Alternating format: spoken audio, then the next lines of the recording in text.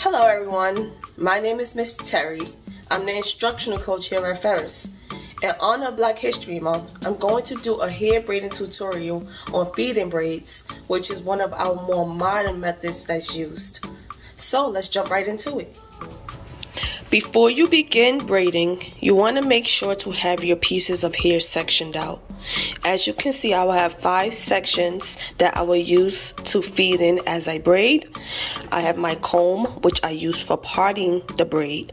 I have my clips. It's a good idea to use some larger ones, but right now we have the smaller ones. So this is what I'm going to use to hold my flyaways. And I also have gel or edge control, which is going to help you braid as you go through. So let's get started. So I parted a section of the piece of hair for you. And also when you get to the back of the parting, notice that you want to make sure your part is thinner, as you don't have as much space in the back of your hair as you do the front. This here is an example of how your braid will look at the end. So the first thing I'm going to do is make sure to comb the hair to make sure it's completely untangled. I'm going to use my edge control. Some people like to put the gel on the back of their hand as they braid. I like to just squeeze it out the tube. Even though it might be more time consuming, I just like the less of a mess. So I just like to put it in there. You put it on both sides, top and bottom. This helps holds the hair together as you braid for a more professional look. Some people like to extend the gel all the way through the hair as well.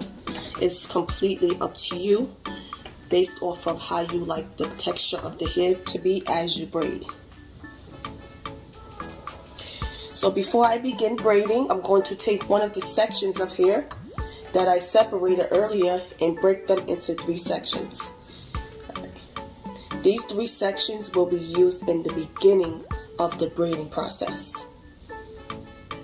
Once you have your 3 sections, make sure they are easily accessible, because you will need them immediately when you begin braiding. The very first step is to take the beginning of the hair and separate it into 3 strands. You're going to start by braiding the hair initially as if you weren't going to put any extensions. In the very beginning, I'm going to take one of the smaller 3 strands and put it under the middle strand and the strand that's on the outside right. And notice as you continue to braid, you also pick up hair as you go down. So you're going to do this again. The very first 3 pieces is going to be the 3 small strands that helps with the natural look.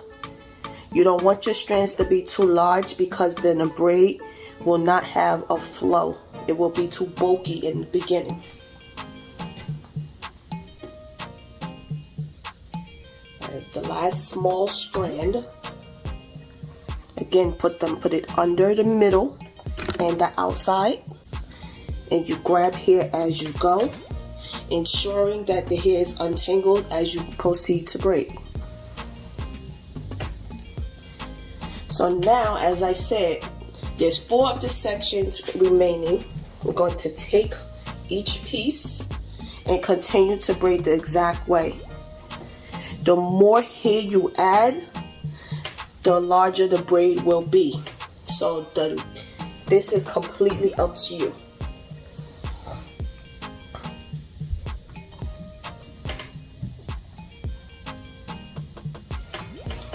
Again, as you go, ensure that your hair is not tangled. You want to make sure of that, because if you tangle it, it can mess up the braid. And you just proceed. My mannequin's head is moving.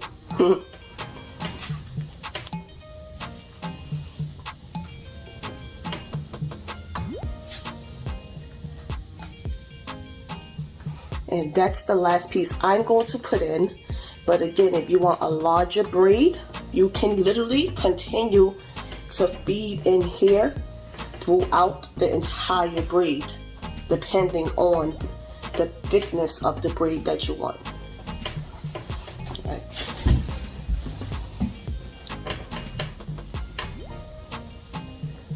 And I just noticed that I didn't even put clips in my hair. And these will definitely come in handy for situations like this. As you can see, you have flyaways, which you don't want to get inside of the current braid.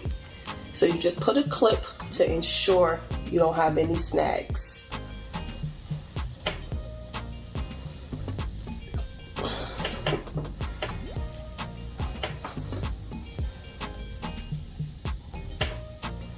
And you just continue.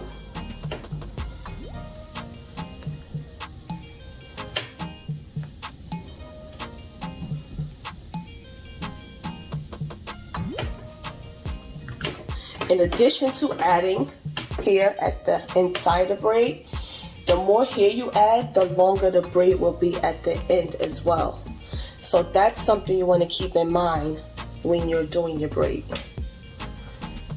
And you want to make sure you get all of the hair in tight until the end. Once I get to the bottom, I like to kind of curve my hands under because it's much easier to braid after that.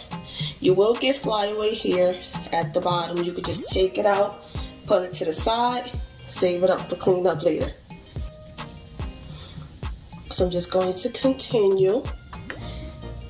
Sometimes you may end up with more hair on one strand than the other. For example, this one is much bulkier than this one, so I'm literally going to take a tiny bit of it. And this also helps for the length as well, because this string is shorter than the others. So I'm just going to take a tiny piece of one on the right, infuse it into the one in the middle, and continue braiding.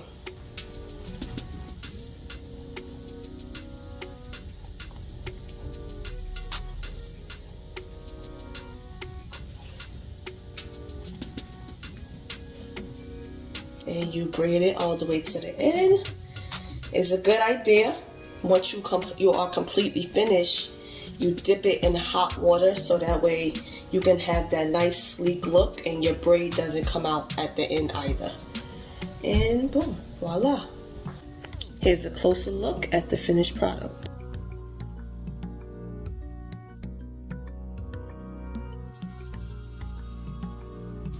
I hope you enjoyed the video. I hope you learned how to do a braid. If so, feel free to share. Thank you for watching and you enjoy your day.